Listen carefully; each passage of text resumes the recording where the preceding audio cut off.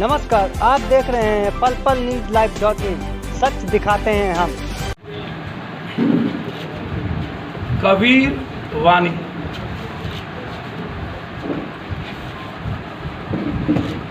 कबीर का विचार, कबीर का आचरण, कबीर का चरित्र, कबीर का चिंतन, कंप्लीट ह्यूमैनिटी, कल्याण का, प्रेम का, सबको जीने का, सबके साथ चलने का, सबके लिए होने का, सबको अपने में लेके खो जाने का। कबीर का मतलब वसुधैव कुटुंबकम। कबीर का मतलब सर्वधर्म समभाव। कबीर का मतलब सार्वभौमिकता। कबीर का मतलब आत्ममोक्षार्थम जगत हिताय च, संपूर्ण मानव का कल्याण फिर खुद के मोक्ष की कल्पना। कबीर का मतलब एक सत्य, जो मैं हूँ, मेरा आना ही एक सत्य। मनुष्य को अपनी भूमिका तय करनी चाहिए कि व्हाई आई एम कबीर, मैं आया क्यों, और मेरे आने का अभिप्राय सिर्फ दूसरों की जिंदगी के मुस्कुराने का रास्ता, बुराइयों को जड़ से मिटा देने का रास्ता। कबीर का मतलब, कृष्ण का मतलब है जरा एक मिनट भी बुराइयों के खिलाफ आवाज बंद नहीं करना।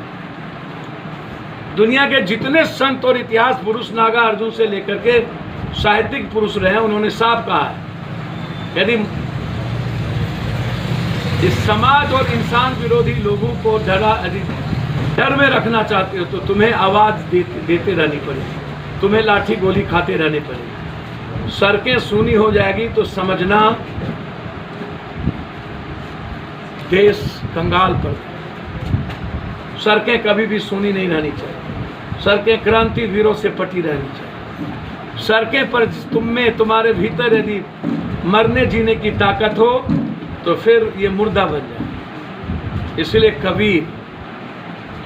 कबीर ही हम सब के जीवन का रियल सच, और उनके कंप्लीट वाणी और आचरण, उनकी सात्विकता, उनका साधुता को जीवन में सरलता के साथ अपनाते।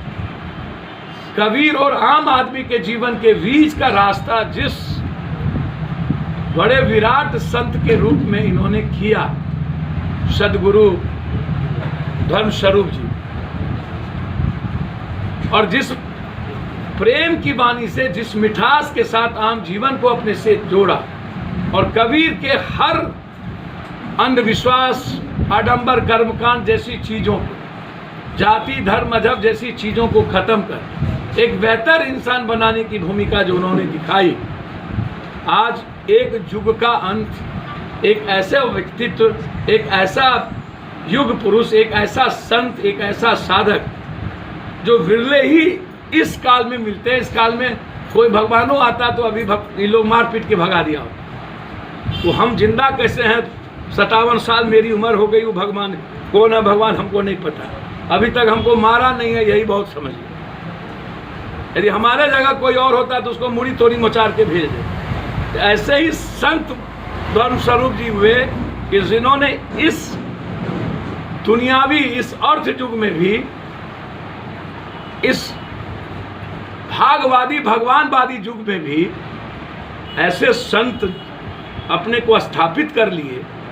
ये मेरे लिए कोटि कोटि प्रणाम है। मैं हृदय से, मन से, कर्म से, आचरण से, चिंतन से, चरित्र से और कंप्लीट नैसर्गिक आंतरिक ऊर्जा के शाश्वत से मैं उन्हें श्रद्धांजलि देता हूं। मेरी इस विराट दिव्य पुरुष के प्रति हम पूरी पार्टी की, मैं सारा कार्यक्रम छोड़ के मैं आज उनके लिए सिर्फ श्रद्धांजलि के लिए मैं,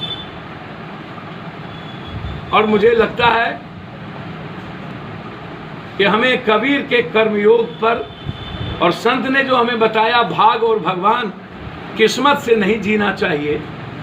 कर्म हमेशा साथ देता है, भाग लाइफ में कभी कभी साथ देता, एकाध बार बाय दी हुई।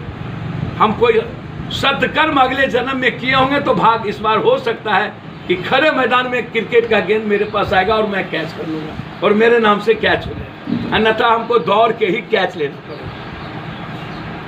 बॉल को बगैर दौड़े कैच लेने का कोई रास्ता नहीं है। इसीलिए कर्म कीजिएगा, तो आप जिंदगी दे पाइएगा, और भाग्य के भरोसे रहिएगा तो आपकी ज़िंदगी डेढ़ पड़ जाए। तो संत ने हमें ज़िंदगी जीने का पूर्णिया, कोसी, सीमांचल, बिहार और अन्य जगहों भी उन्होंने एक अच्छा अवसर दिया था, जिसको हम चुने भी ना भी चुने, हम सब के बीच से चले गए।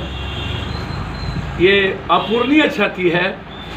मुझे नहीं लगता कि जितना प्रेम वो व्यक्तिगत तौर पर पप्पू यादव से करते थे, शायद एक ऐसा पिता जो जन्म नहीं दिए लेकिन रियल में हमारी ज़िंदगी को पल पल जब कभी मिलते थे तो सींचने में, सुंदर बनाने में, खूबसूरत रचनाकार बनाने में उनकी भूमिका थी। धन्यवाद।